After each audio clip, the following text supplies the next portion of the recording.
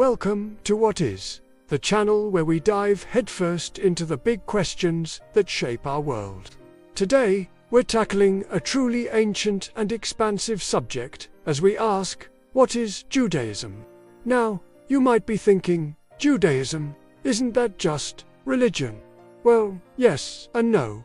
It's like asking, what is a family? It's about shared history, traditions, inside jokes, maybe a few arguments, and a whole lot of love. So, grab yourself a metaphorical bagel and schmear, and let's get started. Judaism, at its core, is a monotheistic religion. That means it believes in one God. A singular, all-powerful, sometimes a little demanding, but ultimately loving God. This is a pretty big deal, historically speaking. Think of it as the original one and done when it came to deity worship in the Western world. Judaism gave us the concept of a universal God, a creator who cares about all of humanity, not just one tribe or city. But here's where it gets interesting. Judaism isn't just a set of beliefs, it's an identity, it's a people, it's a culture, it's a way of living. It's a conversation that's been going on for thousands of years. And guess what? You're invited to listen in. The story of Judaism really kicks off with Abraham, a guy who, according to tradition, heard God's call and left his homeland to embark on a grand adventure. This covenant, this special agreement between Abraham and God, is the bedrock. It's the you scratch my back, I'll scratch yours of ancient history, but with a much grander scope. And the mark of this covenant, circumcision. So, yeah, it's been pretty significant from the get-go. From Abraham, we jump and sometimes stumble through the lineage to Moses. Moses, the guy who, let's be honest, had the ultimate resume builder, leading an entire people out of slavery in Egypt. Talk about a management challenge. And on Mount Sinai, he received the Torah, the foundational text of Judaism, containing the 10 Commandments and a whole lot of other laws and teachings. Think of the Torah as the original instruction manual for living a good life, with specific, sometimes baffling, but always thought-provoking rules. Now, the Torah is written in Hebrew, a language that sounds like it was invented by ancient scholars trying to whisper secrets to the wind. And it's divided into 5 books: Genesis, Exodus, Leviticus, Numbers, and Deuteronomy. You might have heard of some of these. Genesis is where you get the whole Adam and Eve, Noah's Ark, and the Tower of Babel thing. Exodus, as we mentioned, is the big escape. Leviticus, well, let's just say it's heavy on the rules about sacrifices and purity. Numbers is, well, it's got a lot of numbers. And Deuteronomy is Moses' farewell speech, pretty much saying, okay, I've told you everything, try not to mess it up too badly. But the Torah is just the beginning. There's also the Nevi'im, the prophets, which are historical accounts and prophetic messages, and the Ketuvim, the writings, which include Psalms, Proverbs, and the Song of Songs. Together, these 3 make up the Tanakh, what Christians often call the Old Testament. And then, there's the Talmud. Oh, the Talmud.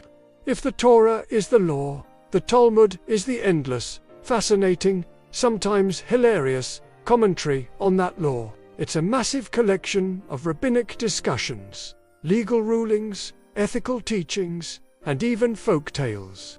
Imagine a bunch of really smart, really passionate people sitting around for centuries, debating the finer points of everything from how to light a candle on Shabbat to whether it's okay to eat a specific kind of bean on a Tuesday. It's the ultimate Jewish talk story session, and it's still going strong. So, what does it mean to be Jewish? Well, it's not just about attending services on a Saturday. Shabbat, the Jewish Sabbath, is a day of rest, family, and spiritual rejuvenation. A weekly pause button on the chaos of life. Think of it as a mandatory, but incredibly rewarding, digital detox. Then there are the holidays. Oh, the holidays. Rosh Hashanah, the Jewish New Year, where you eat apples dipped in honey, hoping for a sweet year. Yom Kippur, the Day of Atonement, a solemn fast where you ask for forgiveness. Hanukkah, a celebration of miracles and fried potatoes. Passover, commemorating the Exodus from Egypt, where you eat matzah, unleavened bread, to remember the hurried departure. And Purim, a joyous festival with costumes, hamantashen, triangular cookies, possibly named after a villain, and lots of drinking. It's a holiday where you're basically encouraged to let your hair down. And then there are the life cycle events.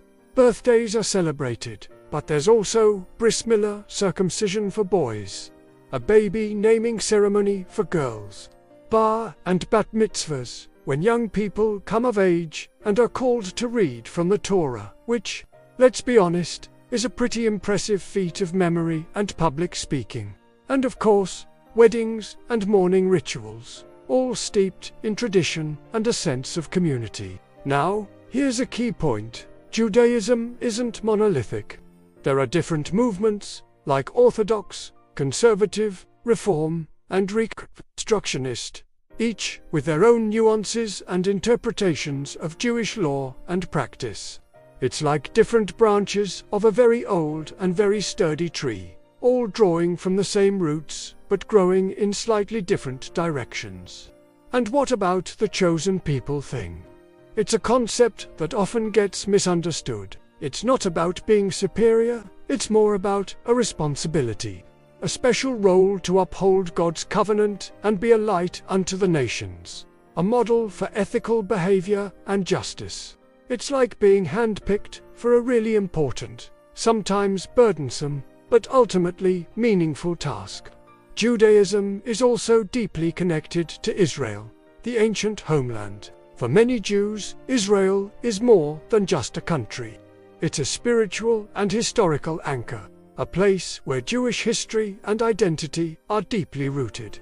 But at its heart, Judaism is about tikkun olam, repairing the world.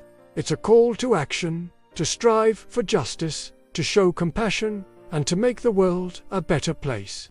It's about asking big questions, wrestling with doubt, and finding meaning in the everyday. It's about community, about family, about shared stories and laughter. It's about finding the sacred in the mundane and the profound in the simple.